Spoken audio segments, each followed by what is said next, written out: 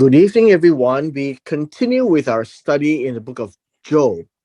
Again, I'd like to remind all of us that starting from Job chapter 3, the style of writing has become very poetic, all the way to chapter 42, verse 6. So, from chapter 3 onwards to chapter 42, verse 6, we are seeing a poetic style of writing. And it's done in a way very similar to how you would find it in the Psalms, how you would also find it in some of the songs that is in the historical narratives. Now, what we have right now, I like all of us to bear in mind is that we have seen chapter 1 and chapter 2 in very great detail. And as we entered yesterday into chapter 3, we find how Job himself had started to react to his situation. He had lost his wealth, his livestock, his children. His wife told him to curse God and die. He has boils from the sole of his foot to the scalp of his head, and he is sitting on ashes. And he started as a wealthy, well-renowned, what we call a holy man, a God-fearing man, and God upheld him as one who is upright, blameless, God-fearing, and shun all evil. And he must have been a great celebrity, where he is seen as the example of one who fears God. He is seen as one whom people come to him for help. And all of a sudden, he is now placed on the reverse role. And so in chapter 3, we find very strangely that Hasatan has suddenly disappeared out of the scene. From chapter 3 onwards, you will never see Hasatan again because his opposing God's view of Job did not succeed. And in two closing verses in chapters 1 and 2, it says that Job did not sin with his lips. In chapter 3, yesterday, we saw his frustration. He couldn't understand why it's happening to him, that he has been obliging God, he has been doing everything that he knows is right before God, and yet it has come upon him this suffering of immense proportion. His idea is starting to change. He is thinking that God may not be there caring for the things that he is facing now. Maybe he is not looking upon him. And he is now wishing that he did not grow up, or he wasn't even born. He wasn't happy with the fact that he was born and now suffering a great deal. Now, understand that this is in the mind of a person who is under tremendous turmoil. It goes beyond reason. It's very difficult for us to appreciate and empathize with Job, that he has been, well, I would say, driven crazy by the entire episodes of tests. After he spoke, and then we have in chapter 4, verse 1, same words here. And then Eliphaz, and if we think of Eliphaz in the period of Abraham, Isaac, and Jacob, uh, Eliphaz was a name that comes up as a son of Esau, or as a son of Esau. But that would be a piece of information you can put at the back of your mind, because we don't really know exactly where and when this was said. But Indeed, if it was Abraham, Isaac, and Jacob, then it is possible that Eliphaz could have been Esau's son. But the idea here of responding is to raise his voice. Remember, yesterday when we began in chapter 3, we saw Job, Eov raised his voice. And so now, in response to what Job has said, Eliphaz is the first of the friends that came and said something in response to him. Verse 2: if one ventures a word with you, will you become impatient? Who can refrain from speaking? Now, this is a very strange translation. Uh, I think it would be easier to translate it slightly differently. The first portion here could be translated because he tested you with one thing. With this one thing. So Eliphaz is saying, if God actually tested you with this one thing, will you become, well, it's not quite impatient. This word is weary. Will you become weary? Will you become weak? Right? Will you faint? And so Eliphaz knows Job very well. And he is suggesting, now this is hypothetical, of course. Eliphaz didn't know the conversation that happened in chapters 1 and 2 between Hasatan and God. He's saying, if this was what God has tested you, will you become impatient? Uh, who can withhold words from you? Who can who can say nothing in response for what you have said? And so Eliphaz is agitated.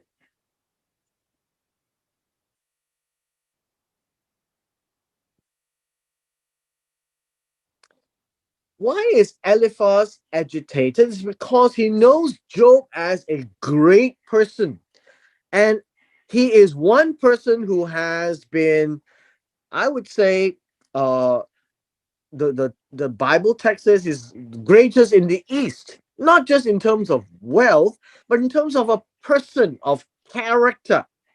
And now in chapter 3, he bursts out wishing that he wasn't born. And he's not seeing God in the picture because the old adage, when a person is obedient and faithful, he will be blessed. When a person is wicked, he will be cursed and punished. And that is true in the general sense. But Job is saying, well, but I did not sin. I didn't do anything. And yet I am suffering from all these things. And so he is trying to rationalize just like everybody else. And in his pain, he is thinking aloud with all these things. And so Eliphaz responded, I must say something now. If this was God testing you with this one thing, will you just fall over and surrender?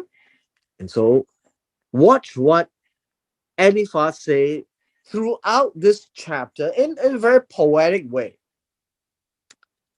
Verse 3. Verse 3 is a reminder to Job. Behold, you have taught many. Now, this word taught is admonished or chastised. You have strengthened weak hands. You make strong those who are weak. This is a series of reminder of who Job is. Job, you are now suffering and you have forgotten what you have done. You have done great things. Verse 4, your words have helped the stumbling to stand. Now, the idea of stumbling is the one who cannot walk straight, right? Cannot walk properly. You've helped them to stand. You have strengthened feeble knees, or you say here, buckling knees, meaning knees that is weak and will bend. Now, these are all A and B, you can say, right? A and B. A and B. It is about Job trying to help people to be able to walk properly, be able to strengthen them, teach them. And in verse 5, he says, now it comes to you, and you are impatient, you are weary, you are faint. This is actually a reminder to him now what had happened. If it touches you, you are horrified. The idea of horrified here literally means to be disturbed. You are now very disturbed. Uh, you are dismayed. And so basically, Eliphaz is saying, now you are the on the receiving end. You have admonished people, you have chastised people, you have helped people, you have strengthened people. Now you're on the other side. You are the one who needs to be helped. And the moment it has touched you, you are now very dismayed. Verse 6. Verse 6 says, is not your fear, uh, not your confidence. This word of God is not in the text, right? And the integrity of your ways, your hope. This is the sincerity of your ways, your hope. Think about this. Is not the fear of God your confidence. This, by context, I think he is correct. It's not your fear, your, how would you say, your confidence, right? Confidence in life. You're walking with the fear of God. It's not the sincerity of your ways. It says your hope. The idea of hope is the expectation of life. So this is how Job lived. And he is now reminded by Eliphaz, isn't this what you have done all your life? God has said that you are blameless and upright, God fearing, and shun all evil. And so this is your life. Now comes the spoiler, I would say. In verse 7, Eliphaz is now reiterating the general principle of life.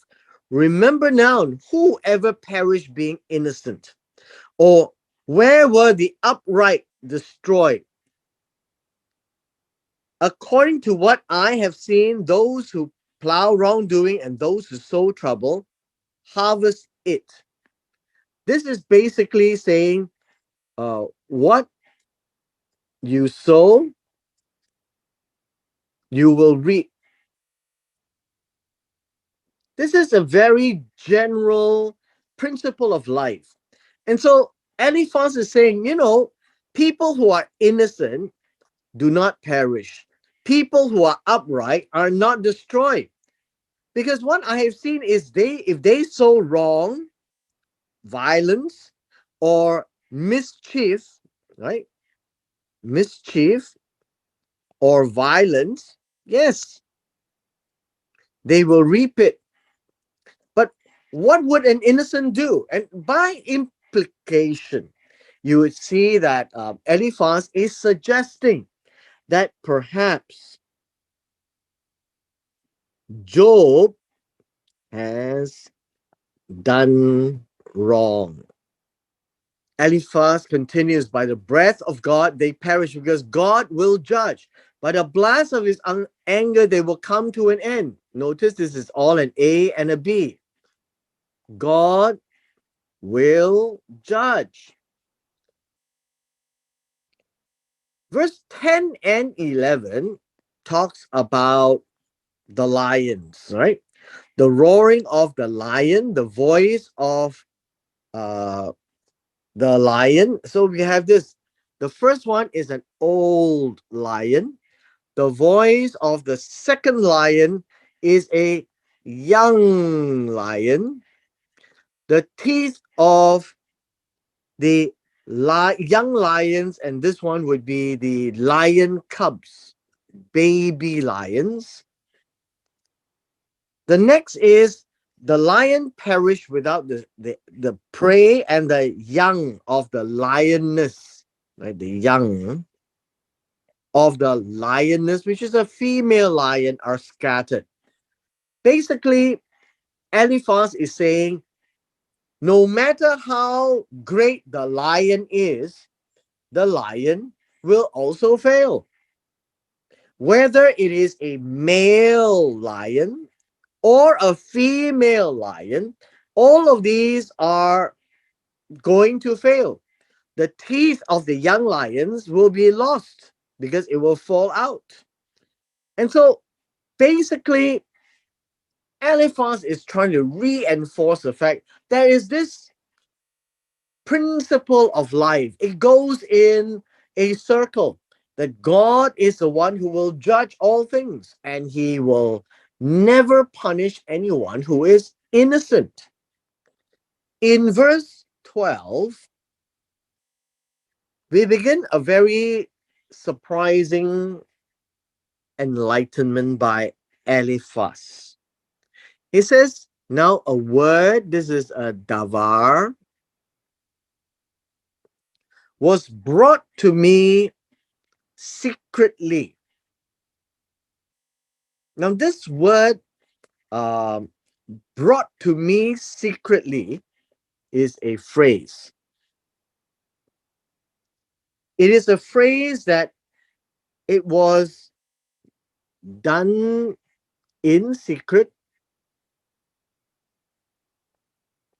Nobody knows. That's why it's called stolen to me by stealth. Um, and it is only Eliphaz knows, right? Only Eliphaz heard it. Now, in this time, see, Eliphaz is not a prophet. And so it was not like how God spoke to the prophets, but we see that he hears it like a whisper. So it wasn't much of a vision, but it was a voice that was spoken to him.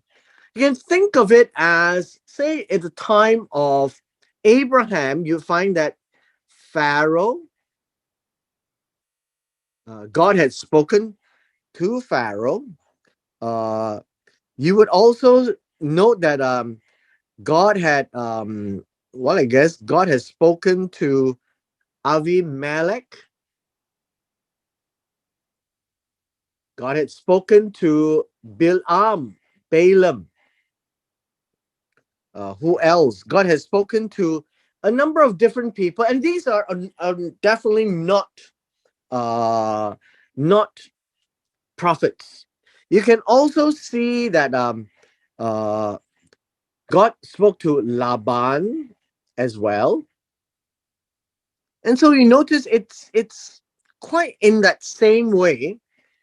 And so it was something that he heard, and he knew that it was something very unusual. Verse 13 also says that besides hearing it, it was amid disquieting thoughts from visions of the night when deep sleep falls upon people. This is about a dream of sorts. And so he hears it and he sees it vaguely, right? Vaguely. And he doesn't know exactly what happens. And so we know at this point in time there has never been any prophets. And when this happened, he says, dread came upon me and trembling and made all my bones shake. This is to express how afraid he was.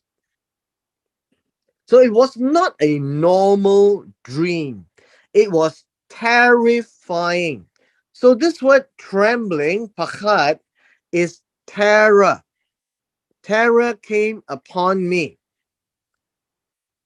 And then it says, in this encounter, and he was also trembling with fear.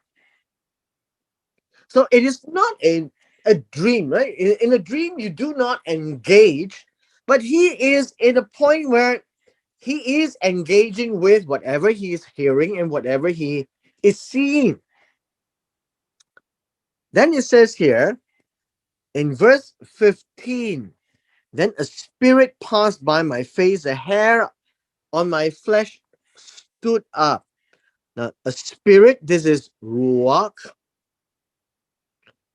This could be a wind, or it would be an angel in a spirit form.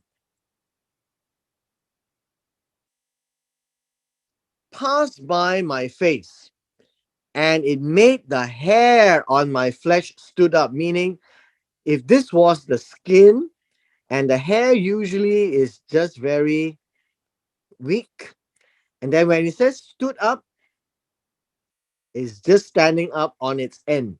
And so this is an expression of fear. It's a reaction. And he is seeing it in front of him. That's what it means by pass by my face. It is a very close encounter. Verse 16, it was standing still. The wind or the spirit or the angel was standing still, but I could not recognize its appearance.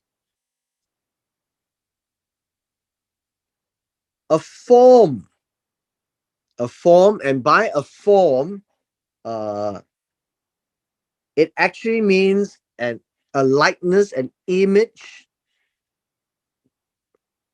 a form, uh, how should we say, a shape was before my eyes. So when he is seeing, so this spirit has a form. So he could see, but he's not quite sure what it was. And then he hears a voice.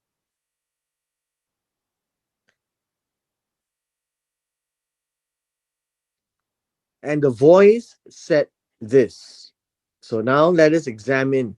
This is a messenger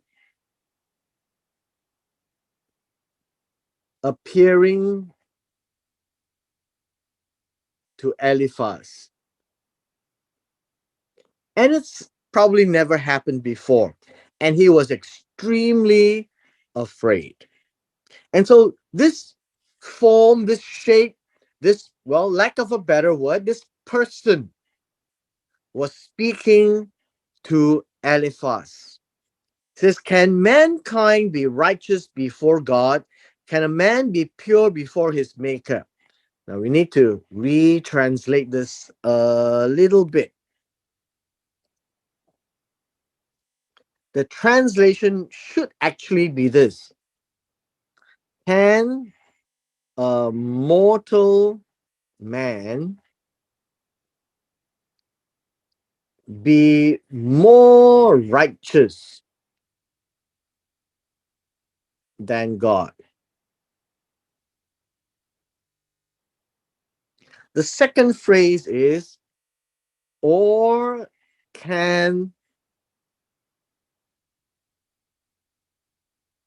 a man, and this a great man, be purer than his maker? And so I think this first one is a bit out. The second one may be okay, but the actual translation should be like this: can a mortal man be more righteous than God? To say that God had made man, and can this man be more righteous than God, more just than God, uh, more right than God? And of course, this is a rhetorical question, and the answer is no. Or can a great man be purer than his maker?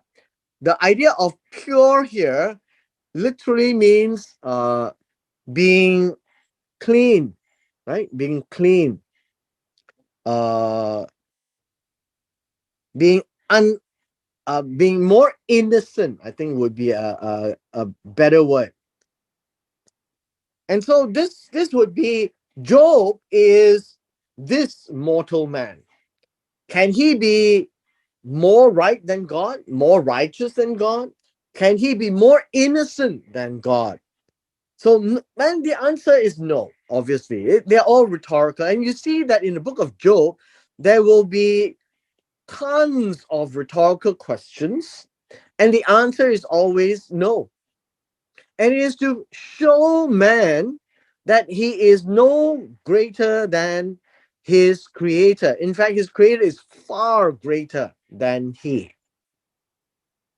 So think of it, if this is the God who is absolutely righteous and absolutely pure and innocent, and then says here, he puts no trust even in his servants, and he accuses his angels of error. Now, I think we have a little bit of challenge here.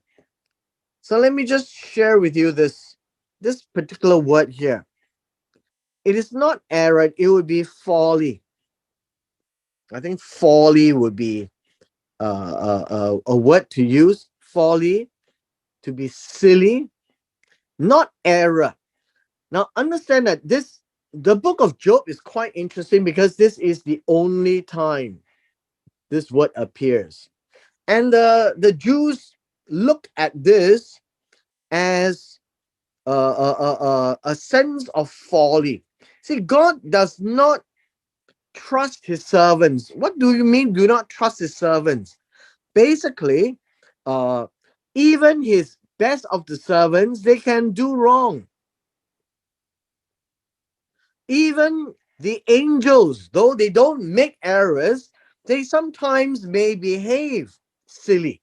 Now that is what we see here. We have never seen any of this. It's just an expression that is being said by this particular sheikh. And this message that was given to Eliphaz, and Eliphaz is now repeating it to Job, is about the frailty of man. That as much as a man thinks that he should not be suffering, uh, well, God is saying that there is something greater than man. He says, how much more those who live in houses of clay, whose foundation is in the dust, who are crushed before the, well, this is not moth. You could say that this word would be um, something in the grass, and it is likely to be worms. And so let me explain the imagery. Houses of clay, tombs, graves in the ground, whose foundation is in the dust, where God used to make man. He says, how much more are those? This is mortal man. And they are all in the tomb. And between morning and evening, they are broken in pieces, unregarded. They perish forever. Now, this forever uh, doesn't come in the regular, what we call it, the regular uh, Hebrew word. So let me just explain this from morning to evening, because they are in the dust, in the ground, right? In the dust, in the ground. They are broken into pieces. They are decaying into carbon. They are unregarded, no thought given. And then it says that uh, they perish forever. Now, this word forever literally means, um, how should we say, continually. And so this is a picture that continues from here inside the grave, inside the tomb, inside the ground. They are decaying, things are crushing them. Nobody really cares. And then they are gone. Our last verse is this: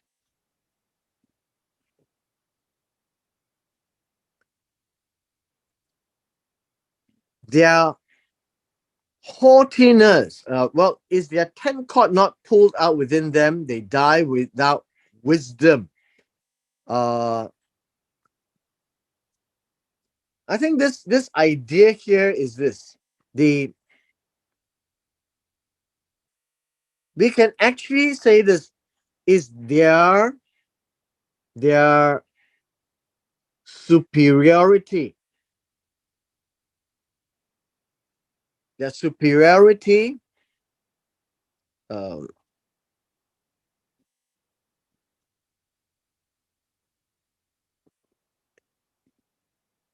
is removed. Right? It's removed within them. That's what it means. Within them.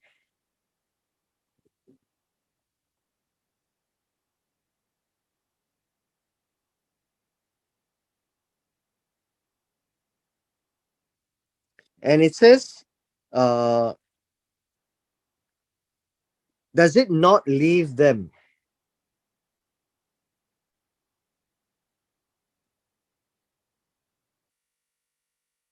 This would be the first portion here. It is not about the tent cord being pulled out from within them. It is about the mortal men, that their superiority will be removed from within them. It will leave them. And then it says here, they die and without wisdom, right? They die with no wisdom. And so this would be correct. So the Hebrew has challenges in translation, mainly because it is in a poetic way, and some of the Hebrew words are a bit more difficult to understand. But Hopefully you get the picture that he's trying to paint, that mortal man itself, once it comes to the end, there is no big deal. No big deal. God is greater than all. And so that's the message that Eliphaz is saying. God is greater than any great man, any blameless man, any God-fearing man. And so this is to help explain that at the end of the day, there will be things that we do not understand. Mortal man just doesn't have all the knowledge. And so it is not a point of trying to rationalize, but Eliphaz is just reiterating what that shape, or that message, that divine message that came to him to remind Job that at the end of the day, there are many things that we don't know, that God will be greater. Man will perish one day. And right now, the act of suffering, Job is now suffering, and he is now on the receiving end, which he is not used to. He probably has never, ever been tested like this. And so Eliphaz was the first to respond to him, saying, get a hold of yourself, my friend, that if this is the test of God, why are you behaving this way? And so with this, we come to the end of chapter 4 today.